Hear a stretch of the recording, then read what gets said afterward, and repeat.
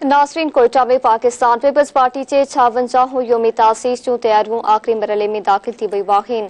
Ayub stadium में रथियल जलसे में माण्हुनि जे विहण लाइ 20,000 कुर्सियूं आंदियूं वयूं आहिनि, जॾहिं त सिक्योरिटी जा सख़्त इंतज़ाम पिणु जारी आहिनि। रिपोर्ट करे रहियो आहे अल्ताफ़ हुसैन बलूच। जी बिल्कुल, असां हिन वक्त जो मौजूद आहियूं कोयटा जे अयूब स्टेडियम में, जिते पाकिस्तान पीपल्स पार्टी जो योम तासीस 3 नवंबर ते मल्हायो वेंदो।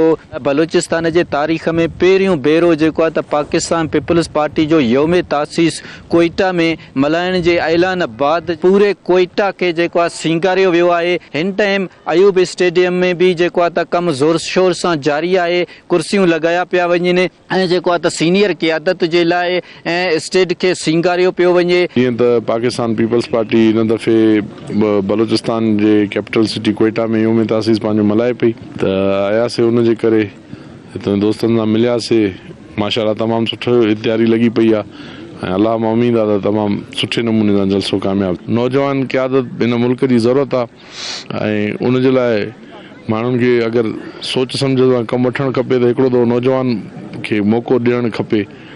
त ॾिसूं उन छो जो उन हिकिड़ो पोइतों बि बैकग्राउंड शहीद ज़ुल्फ़कार भुट्टो, मोहतरमा बेनज़ीर साहिबा, वरी आसिफ अली ज़रदारी साहब, उन्हनि जी हिकिड़ी सुठी तरबियत थियल आहे। हमारी बहुत खुशकिस्मती है, हम शुक्रगुजार हैं चेयरमैन बिलावल भुट्टो ज़रदारी साहब के, को चेयर आसिफ अली ज़रदारी साहब के, अदी फरियाल के, कि उन्होंने बलूचिस्तान को ये मौका दिया कि इस मरतबा योम तासीस जो है वो बलूचिस्तान में मनाया जाए।